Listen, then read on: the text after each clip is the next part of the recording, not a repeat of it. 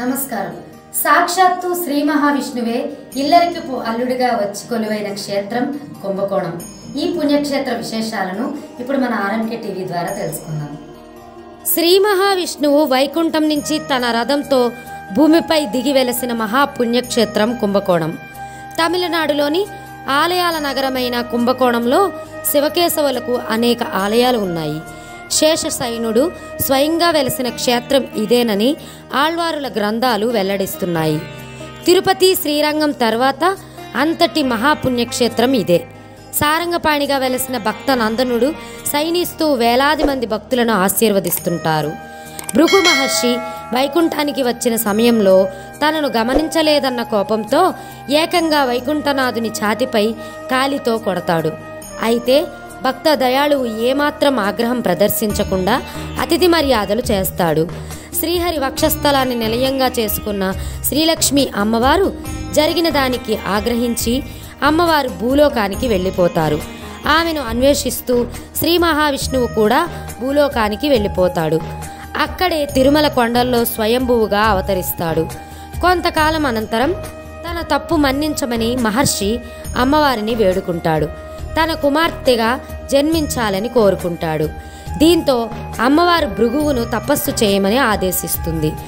దీంతో మహర్షి కుంభకోణంలో తపస్సు ఆచరించి స్థానికంగా ఉన్న హేమ పుష్కరిణిలో అమ్మవారు చిన్న శిశువుగా ఉండడం చూసి తీసుకొని వెళ్ళి పెంచుకుంటాడు. అమ్మవారికి కోమలవెల్లి అని పేరు పెడతాడు. అనంతర కాలంలో అమ్మవారి కోసం వైకుంఠం నుంచి రథంలో స్వామివారు అక్కడికి చేరుకుంటారు. అనంతరం వారి వివాహం అంగరంగ వైభవంగా జరుగుతుంది. భూలోకానికి వచ్చే క్రమంలో స్వామి కొన్నాళ్లు భూగర్భంలో ఉంటారు. వైకుంఠం నుంచి వచ్చే సమయంలో చేతిలో సారంగం అంటే విల్లును ధరించి ఉండడంతో సారంగపాణిగా పేరు వచ్చింది. శ్రీ మహాలక్ష్మి అమ్మవారు స్వయంగా బాలికగా అవతారం దాల్చిన క్షేత్రం కావడంతో కోమలవెల్లి శ్రీలక్ష్మి క్షేత్రంగా ఈ క్షేత్రానికి పేరు వచ్చింది. వివాహం అనంతరం శ్రీ మహావిష్ణువు ఇక్కడ అత్తింట్లో నివాసం ఉండిపోతారు. అందుకే తమిళనాడులో స్వామిని విట్టోడు మా పిళ్ళై అంటారు. అంటే ఇల్లరికపు అల్లుడు అని అర్థం. ఈ ఆలయంలో తొలి పూజలు అమ్మవారికి నిర్వహిస్తారు. రథంపై వచ్చారు కాబట్టి ఆలయాన్ని రథం ఆకారంలో నిర్మించారు. చోళుల కాలంలో ఆలయ నిర్మాణం జరిగింది.